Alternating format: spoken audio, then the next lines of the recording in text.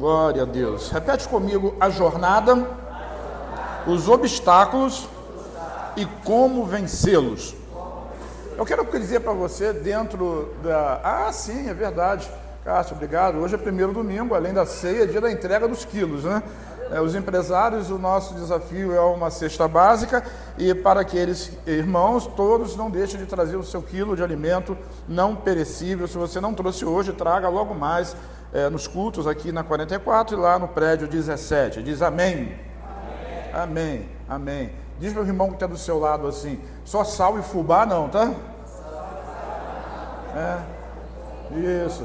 Traz um atum, traz uma salsicha, traz um litro de leite, né? E para os empresários, uma cesta básica. Uma cesta básica, esse é o nosso desafio. Glória a Deus. Então eu quero começar dizendo para você que Deus, Ele não deixou de olhar para você. Deus te vê, e ao longo da jornada, até levá-lo aos lugares altos, é preciso perseverar em fé. Diga assim: crer e continuar crendo. Diga para quem está ao seu lado assim: você vai vencer. Sempre há um caminho, sempre há uma jornada, e às vezes a gente precipita a jornada, e essa jornada não é concluída porque ela foi precipitada, mas o que Deus está fazendo é corrigindo rotas. O nosso Deus, diga comigo, o nosso Deus, Ele corrige as rotas. Isso, Ele corrige rotas, Ele vai acertar o seu caminho. Salmo 32, versículos de 8 a 11, 32, de 8 a 11, diz assim: eu o instruirei e o ensinarei. Vamos repetir isso juntos? Eu aonde? No caminho.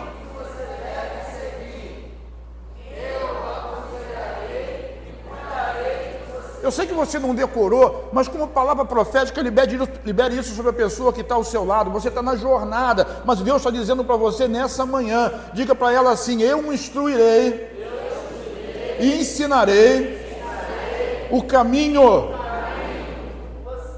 que você deve seguir.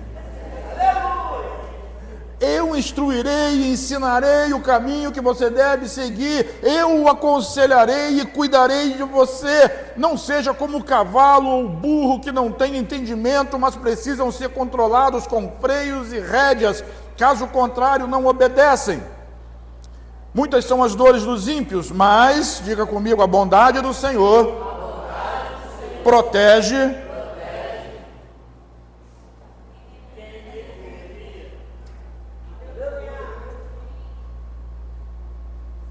Você não é um jumento, não precisa de rédea, nem de cabresto, não tem que colocar um freio na sua boca.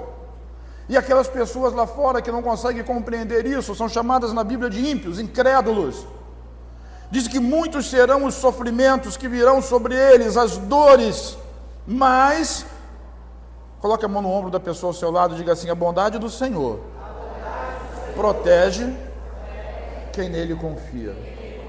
O que é confiar em Deus? O que é ter fé em Deus? Nós falamos disso o tempo todo, mas nós somos colocados à prova na nossa confiança em Deus exatamente no momento em que a nossa fé é provada, em que a dificuldade se levanta, que o problema é grande, que a crise é difícil de superar, que tudo diz para que nós não continuemos, não vai dar certo, não vai funcionar, mas você tem uma palavra de Deus, você confia nele. Você já declarou como Davi: entrego o meu caminho ao Senhor, confio nele, vou deixar que ele faça as coisas na minha vida. Então aí nessa hora que você confia, você precisa perseverar. Diga: perseverar. Glória a Deus, porque a bondade do Senhor protege a quem nele confia. Diga: eu confio em Deus. Versículo 11 diz assim: alegre-se no Senhor e exultem vocês que são justos. Quantos justos eu tenho aqui nessa manhã? Nós somos justiça de Deus em Cristo pela fé. Cantem de alegria todos vocês. Alguns de vocês não, poucos de vocês não. Ele diz: todos vocês que são retos de coração. Repete comigo novamente: o Senhor protege aqueles que nele confiam. Glória a Deus. Com isso eu quero lhe dizer uma coisa, irmão: não tenha medo do futuro. Não tenha medo do futuro, não tenha medo de professar e de confessar sua bênção. Em outras palavras, não fique ansioso. O que é ansiedade? Ansiedade é medo daquilo que pode acontecer. não é daquilo que vai acontecer, você não sabe se vai acontecer. Ansiedade é medo daquilo que pode acontecer. E o próprio Senhor Jesus, através de Pedro, ele diz que nós não devemos ficar preocupados e ansiosos com aquilo que vai acontecer. Jesus disse isso no sermão, lá no Sermão da Montanha, e depois Pedro repete a respeito dessas coisas, sabe? Seja humilde, diga humildade. Seja humilde diante de Deus, reconheça Deus na sua vida, reconheça Deus na sua jornada, entenda que quando os obstáculos vêm na sua jornada, eles não estão ali para impedi-lo, mas eles estão ali para provocá-lo. Vire para quem está ao seu lado e diga assim: cada obstáculo é uma provocação para ser superada, em nome do Senhor Jesus. E à medida que você avança nessa jornada, sabe, a glória de Deus, Deus te exaltará no devido tempo e a glória de Deus se manifestará sobre a sua vida. 1 Pedro capítulo 5, versículos de 6 a 10 diz assim: portanto, humilhem-se debaixo da poderosa mão de Deus, para que Ele os exalte no tempo devido. Repete comigo aqui essa última frase: exalte no tempo devido. Porque existe um tempo devido? Porque existe uma jornada. Você não vai ganhar no primeiro momento. O jogo não termina aos 5 minutos, o jogo termina aos 95, 98, 99, sabe? Existe uma jornada, existe um caminho, existe uma rota, mas no devido tempo, de acordo com o seu desenvolvimento em fé, diga fé, não é na sua capacidade de fazer, na sua capacidade de crer. Se creres, verás a glória de Deus. Se podes, perguntou Jesus para aquele homem, para aquele pai, tudo é possível ao que crer. Então a nossa capacidade de crer precisa aumentar, de confiar na palavra, porque no devido tempo Deus vai nos exaltar. Diga para quem está ao seu lado: você será exaltado em Deus. O que eu tenho que fazer? Qual é essa rotina? No versículo 7 Pedro explica: lancem sobre ele toda a sua ansiedade, porque ele tem cuidado de vocês. Ansiedade, olha a palavrinha aí. O medo do futuro é a ansiedade, a insegurança do que vai acontecer. Será que funciona? Será que não funciona? Será que eu arrisco? Será que eu não arrisco? Será que eu vou? Será que eu não vou? Sabe, a ansiedade, ela bloqueia a fé, porque se Deus diz vai, e você por conta da ansiedade, do medo do futuro, você não avança na direção que Deus mandou você avançar, você vai ficar marcando passo na jornada, todo no mesmo lugar. Ordem unida do quartel, né? Aquele negócio que você marcha, mas não está saindo do lugar, não está avançando, não está crescendo, porque está ansioso e com medo do futuro. Um outro problema que eu não vou abordar hoje é o medo do passado, que geralmente é chamado de culpa, porque eu fiz antes e não deu certo, porque eu fiz uma escolha e não funcionou, porque eu entrei pelo caminho errado e quebrei a cara. Isso pode acontecer de novo. Aí você joga para o futuro. Sabe, Deus não quer que você viva no passado. E Deus não quer que você viva no futuro. Deus quer que você viva hoje. Por isso ele diz assim: se hoje ouvirdes a minha voz, não faça como o povo no deserto, que endureceu o coração. Não endureça o seu coração. Desfrute da presença de Deus agora. E o passado, ele já levou na cruz. Nenhuma condenação há para aqueles que estão em Cristo Jesus. E o futuro, deixe que o futuro cuida dele mesmo. No futuro, Deus estará lá. Quem pode dizer que Deus está aqui? Diga amém. Amém. Quem pode dizer que Deus vai estar lá amanhã? Lá onde você estiver. Lá no seu trabalho, na escola, na sua casa, nos seus afazeres. Deus estará lá. Confia nele. Isso é confiança. E continuar confiando, lancem sobre ele toda a sua ansiedade. O versículo 8 ele diz assim: sejam sóbrios e vigiem. Vigiar o quê? Vigiem aquilo que você está pensando. Estava vindo para casa, vindo de casa para cá hoje, e a pastora, essa coisa linda que está ali, ela diz: eu não consigo deixar de pensar naquilo não é pejorativo, numa situação, numa circunstância. E eu falei para ela: afinal de contas, quem manda no seu pensamento é você. Por isso a palavra de Deus diz assim: sejam sóbrios, não deixe se embriagar por situações, por circunstâncias, por ressentimento, por raiva, por paixão. Seja sóbrio, vigie aquilo que você pensa. Por quê? Porque o diabo, o seu inimigo, o inimigo de vocês, anda ao redor como um leão, rugindo e procurando a quem possa devorar. Nós declaramos aqui, falamos muito sobre isso, as palavras são sementes. A palavra de Deus é uma semente. E como é que o diabo trabalha? Também distribuindo sementes. O método é o mesmo. A grande questão é o que você faz com essas sementes. Nós ouvimos sementes do inimigo às vezes a semana inteira e absorvemos aquilo como verdades para nós. Não somos sóbrios, não vigiamos aquilo que nós estamos pensando. E aí a nossa vida cai, a nossa jornada fica interrompida, fica prejudicada. Porque o inimigo ele veio exatamente para isso, para matar, roubar e destruir. Matar seus sonhos, roubar sua liberdade, tirar a sua vida, não deixar que você desfrute dela. E ele fica semeando, semeando, semeando. E muitas das vezes a gente vai colhendo, colhendo e colhendo. E ele está ao redor, procurando pessoas que recebam as sementes dele. Porque se receberem, serão devoradas e serão destruídas. O versículo 9 diz assim: resistam-lhe. Diga, resistir. Como é que se resiste ao diabo? Está repreendido em nome de Jesus. Isso é jargão de crente, irmão. Você dizer que ele está repreendido não vai fazer com que aquilo que ele semeou na sua vida e que você já colheu, já deixou crescer, vai morrer por causa disso. Porque ele já jogou a semente lá. Ele não precisa estar aí. Ele já lançou a semente já cresceu. Então ali já tem um ódio, já tem a raiva, já tem o ressentimento, já tem o desânimo. É a semente, ele lançou a semente. E a semente está crescendo, e não adianta você dizer, está repreendido na minha vida, não, eu não quero, mas você continua sendo bêbado, não está sendo sóbrio, não está vigiando, e aquela planta continua crescendo. Portanto, o conselho de Pedro é resista permanecendo firme na... Vamos repetir? Resista permanecendo firme na fé. Não, isso está muito feio, está muito fraco, a gente precisa de expressão nisso aqui. Vamos lá. Fé em quê? Fé na promessa, fé na palavra. É nisso que você resiste. Está tudo tão difícil. Não está difícil, não. Ou até está difícil, não vamos negar o fato. Mas o fato maior é que o Senhor está contigo para vencer cada uma das dificuldades que você tem através da fé que você também tem. Ele já deu, já está dentro de você. Então eu resisto firme na fé.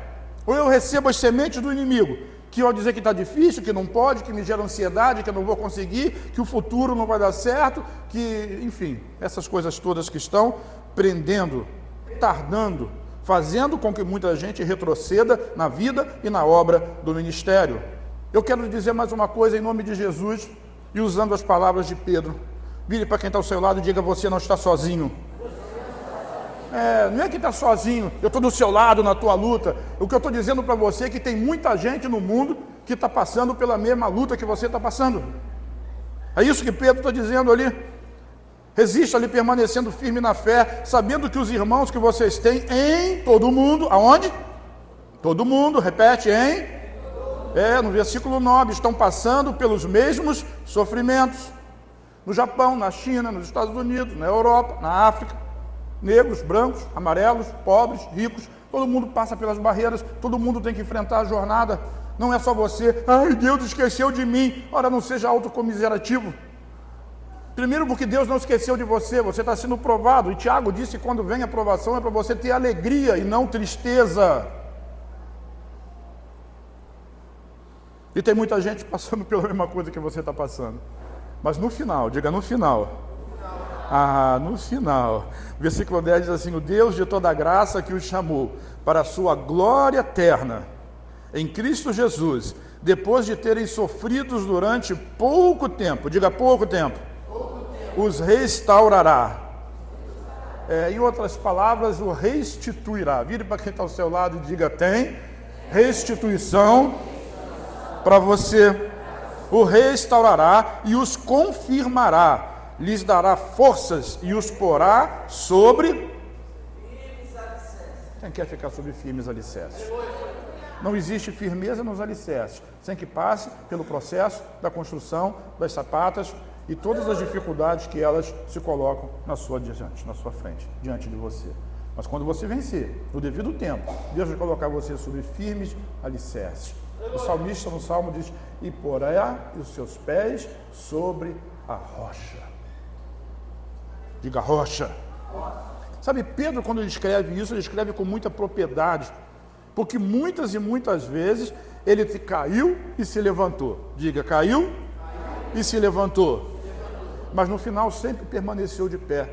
Porque a jornada não é fácil. E muitas das vezes ele caiu, mas ele sempre permaneceu de pé. Ele oscilou muito, coisas do tipo, todo mundo conhece a história de Mateus. No momento ele está dizendo, tu és o Cristo, Filho do Deus vivo. E Jesus diz, isso aí, Pedro, bem-aventurado. Que palavra tremenda. Sobre essa palavra eu edificarei a minha igreja, e as portas do inferno não prevalecerão contra ela.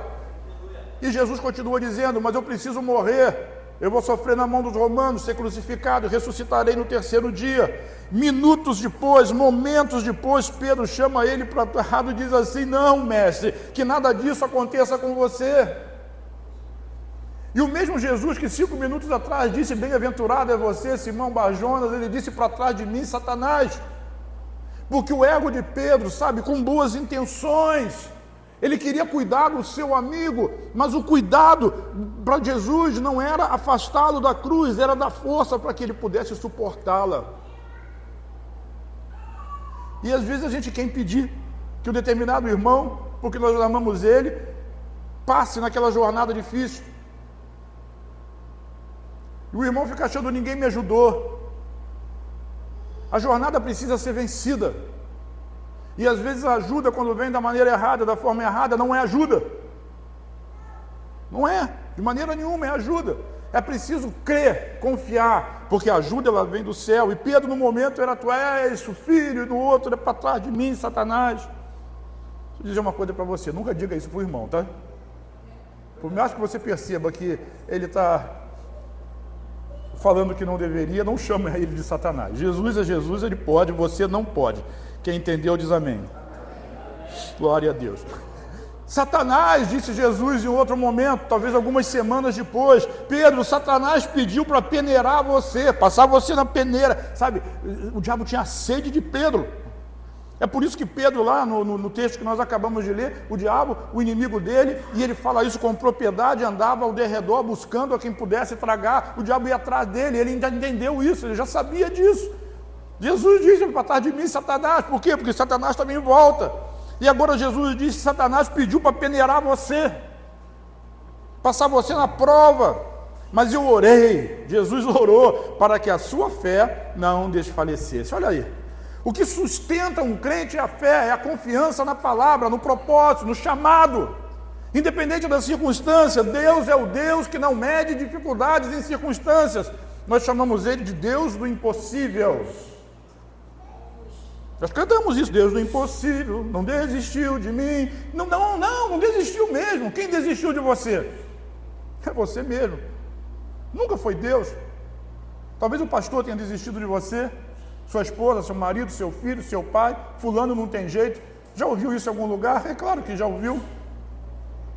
Mas Deus nunca desistiu de você. Diga, Ele não desiste.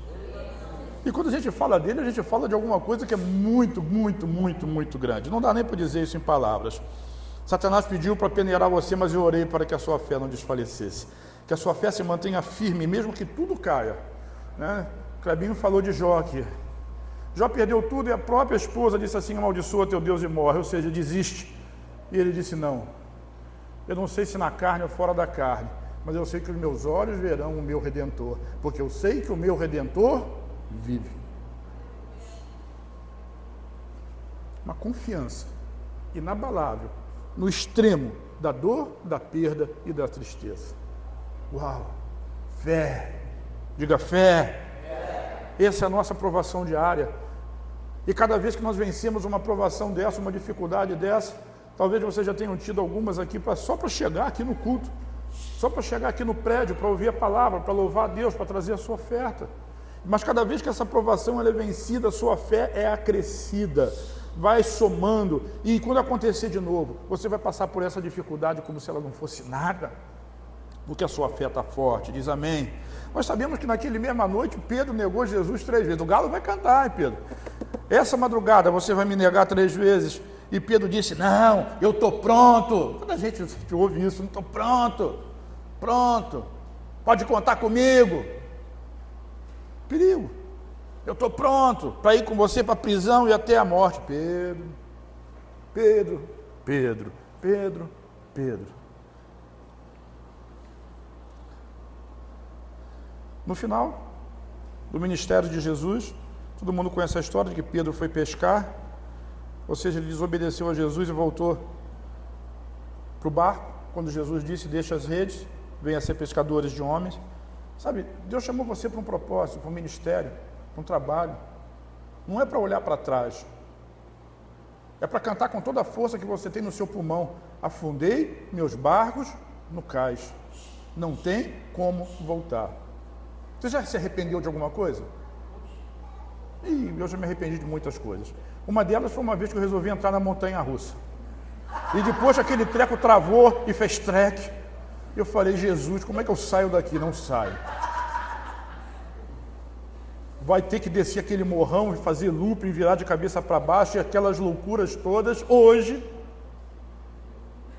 eu não passo nem perto da montanha-russa. Tem medo? Não.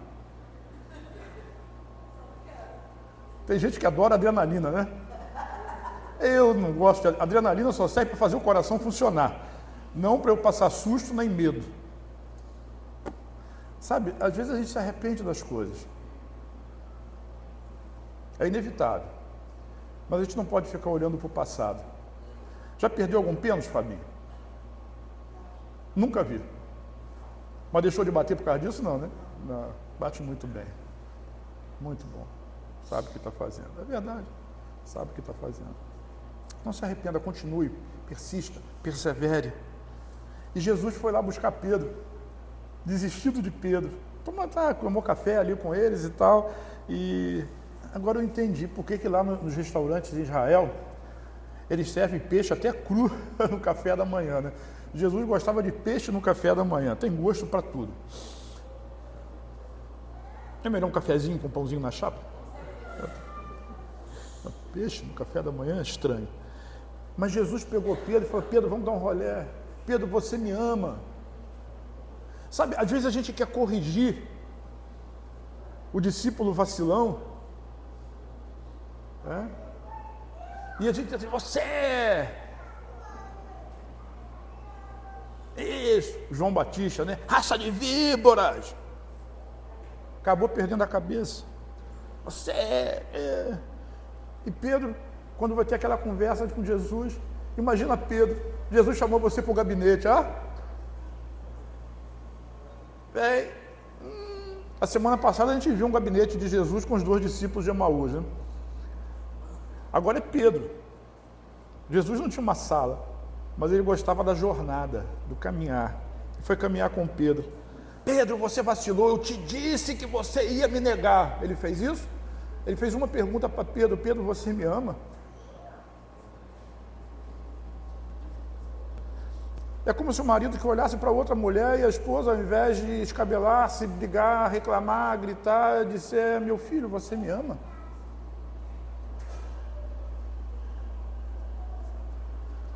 Acho que a pancada é muito maior.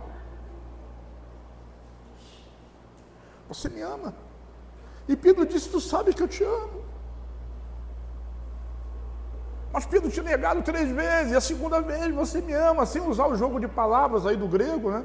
Do filho e do ágape, do tipo de amor, 3 vezes. E no final da 3ª vez ele diz assim, apacenta as minhas ovelhas. É como se ele dissesse para Pedro, lobo mau, cuida das minhas ovelhas. Quem vai mandar o lobo cuidar de ovelhas? Mas Jesus faz isso, porque ele é o restaurador. Repete, restaurador. E ele está caminhando com você na jornada. Você pode ter cometido muitos erros, então não cometa mais um. Vou lhe dar um conselho. O primeiro deles que você não deve fazer é julgar os outros, porque com a medida que você julga, você será julgado. Ajude. E quando eu vou corrigir alguém, diga, você ama Jesus? Sabe que Jesus te ama? Por que você fez isso?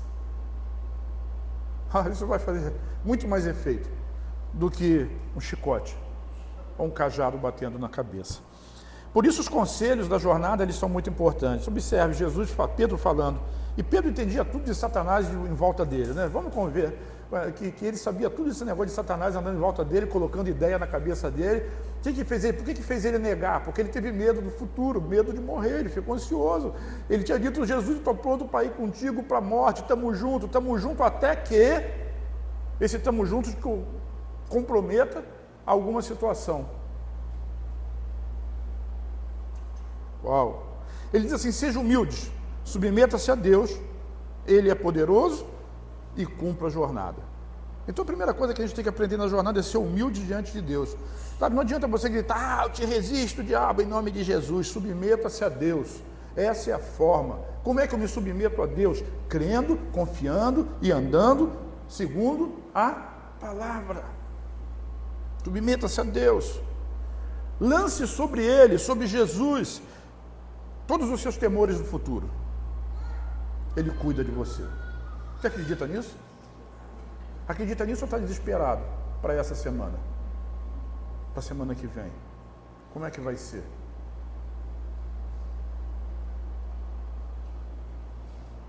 Confiança é isso.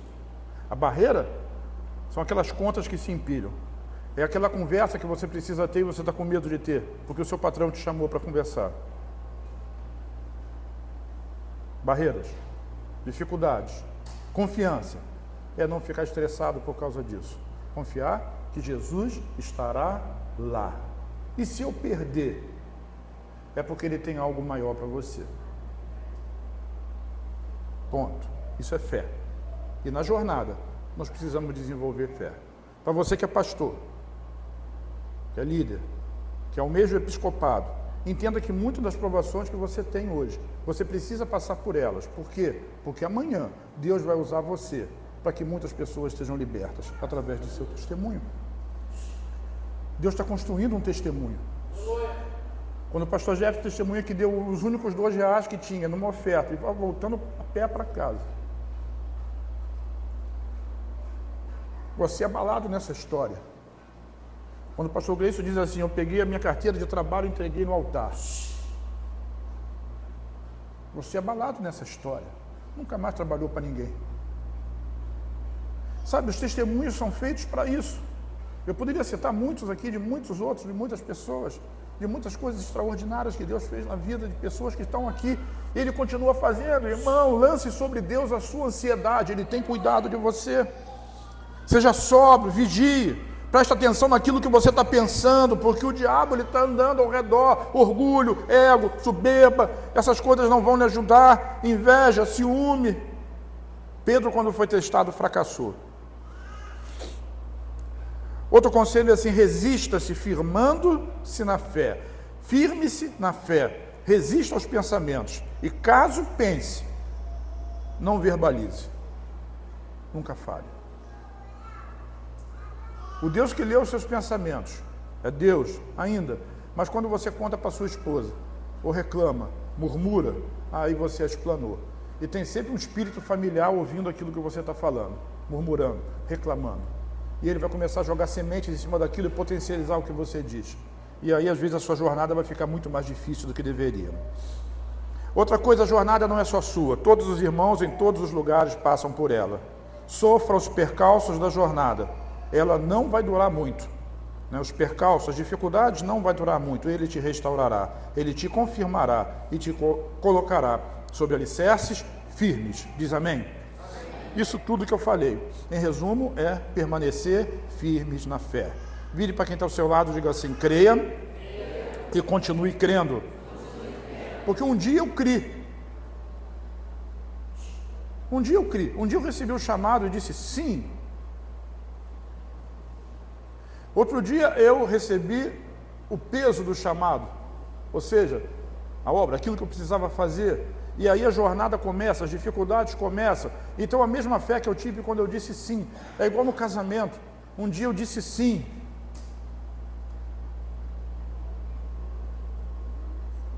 Mas eu preciso continuar dizendo sim todos os dias da minha vida. Não é dizer sim para tudo, né, irmão? Me dá o cartão? Sim. Você tem o meu cartão, né? Até para isso eu disse sim. Fica assim. Você disse sim para Jesus, então siga Ele. Verdadeiramente serão meus discípulos quando firmados estiverem na minha palavra. João capítulo 8.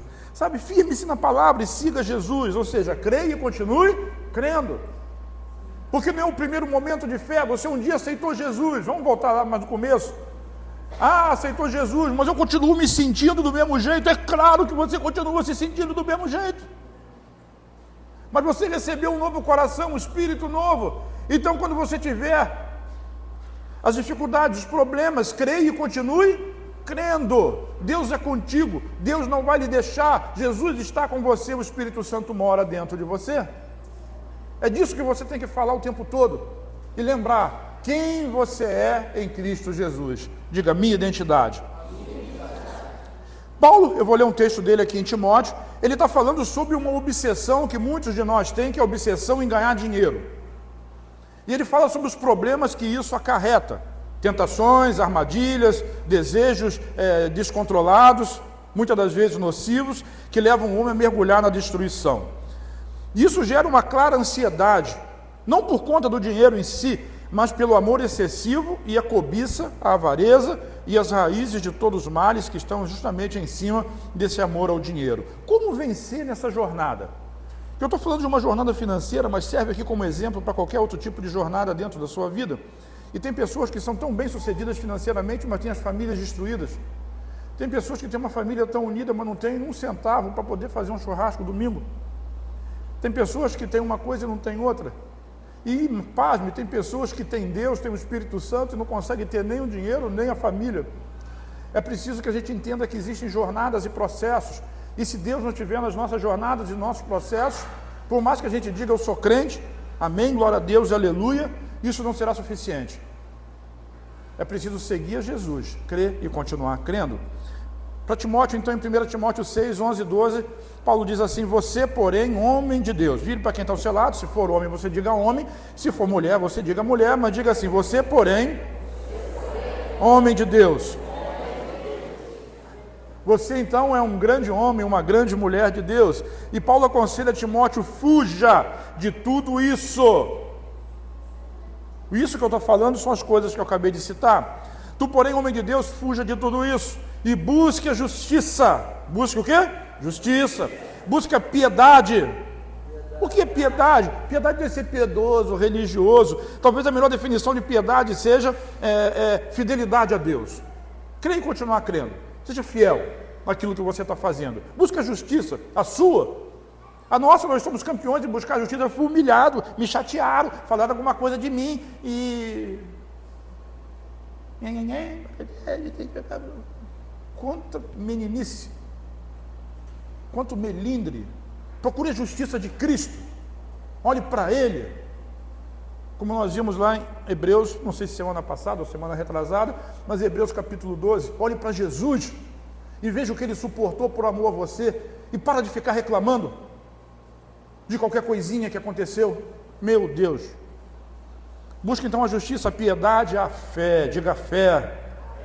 Diga o amor, a perseverança e a mansidão. E o mais importante de tudo isso, quando você busca essas coisas, o versículo 12 diz assim, vamos lá juntos? Vire para quem está ao seu lado e diga: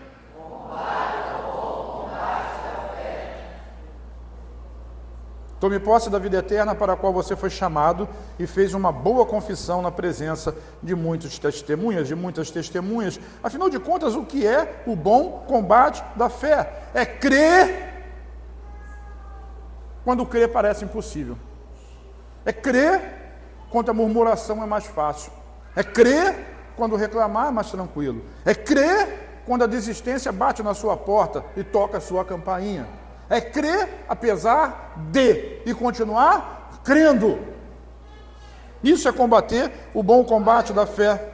E quando é que nós combatemos esse bom combate? Todo dia. As circunstâncias dizem não, te desanimam, querem te fazer desistir, mas a promessa diz sim, você vai conseguir. Qual delas você segue? Romanos capítulo 4, versículos 17 e seguinte, Paulo fala a respeito de Abraão, como está escrito: eu o constituí pai de muitas nações. Ele é o nosso pai aos nossos olhos, ele é o nosso pai aos olhos de Deus, em quem creu. O Deus que dá vida aos mortos e chama à existência coisas que não existem, como se existissem. Vou contar uma história que eu não sei se já contei aqui. Bill Johnson dando testemunho a respeito de um dia que um pregador foi à igreja dele e liberou uma palavra profética sobre um jovem e disse àquele jovem: você será um ministro de Deus e Deus vai usar você para a pregação do evangelho das nações e blá blá blá. E aquele jovem disse amém, glória a Deus. Uma semana depois, aquele jovem sofreu um acidente terrível e foi diagnosticado com morte cerebral. E a família ligou para o pastor e disse assim: pastor, ele recebeu a palavra profética, o médico diz que ele está morto, funcionando só por aparelhos. E o pastor saiu e foi lá. Vida fácil, hein? Às vezes até quando você libera uma profecia, sustentar ela. Por isso que a profecia é sujeita ao profeta, e tem muito profeta que não libera a profecia, porque depois tem que sustentar.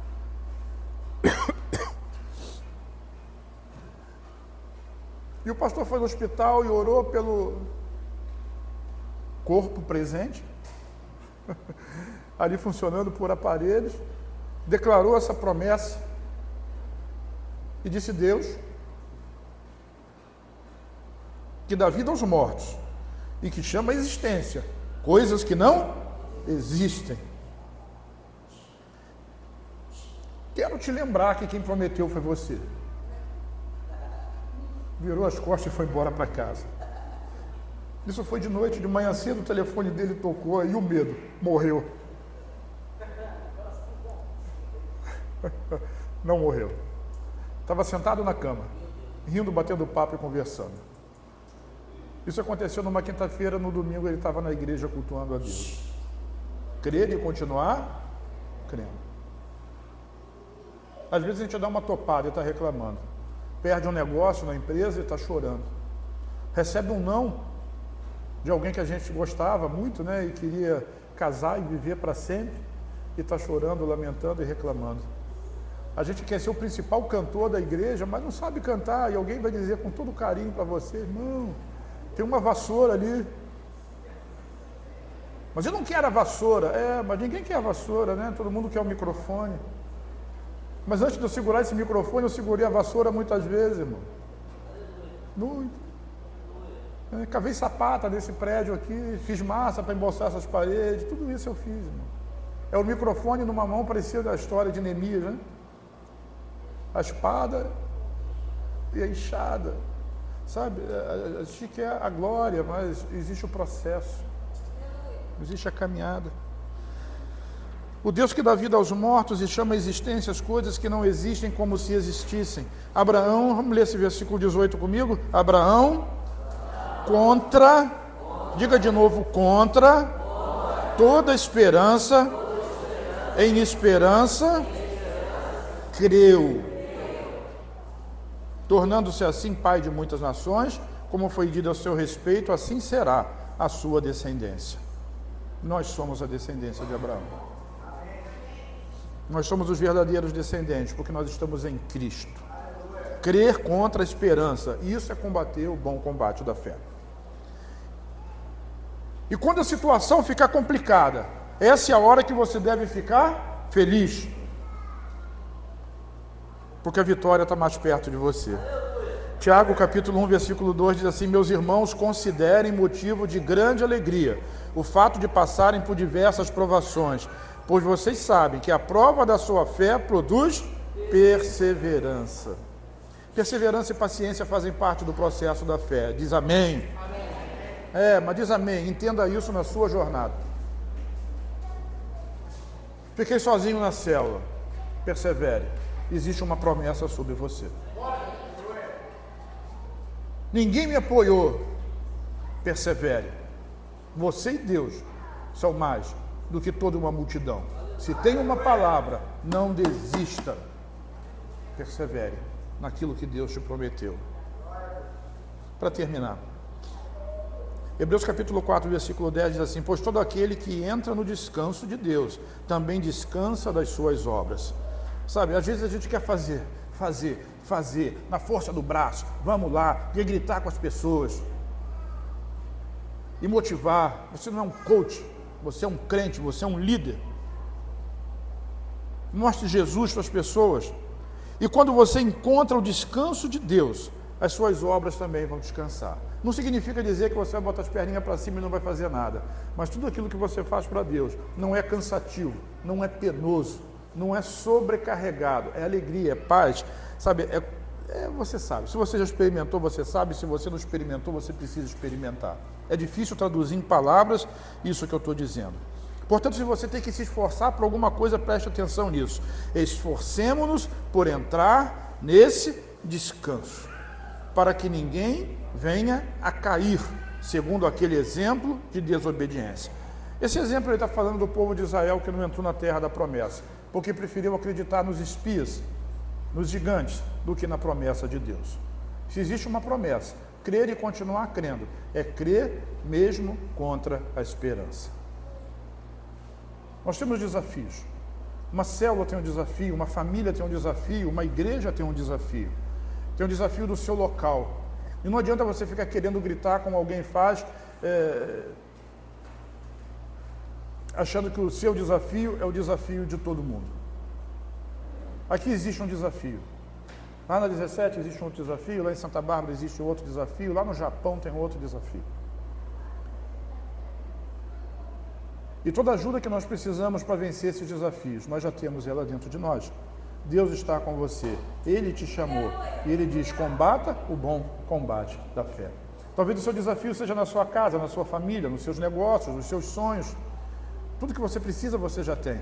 A palavra de Deus para você nessa manhã é, combata o bom combate da fé. Entra no descanso. Aquele que habita no esconderijo do Altíssimo, a sombra do Onipotente, descansará. Esse descanso é Cristo, é debaixo do sangue.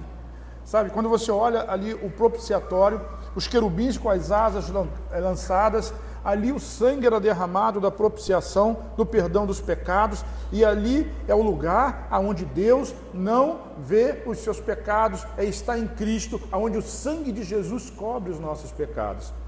E nós habitamos lá, no esconderijo do Altíssimo, a sombra do Onipotente. Nele nós descansamos. E com a nossa boca, o que nós declaramos? Direi do Senhor: Ele é o meu refúgio, a minha fortaleza, o meu Deus, em quem eu confio.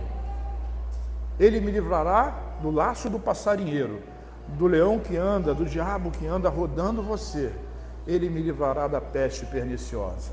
1000 cairão à minha direita, 10.000 cairão à minha esquerda, mas eu não serei atingido, porque o meu nome está lá, e eu estou escondido no esconderijo do Altíssimo.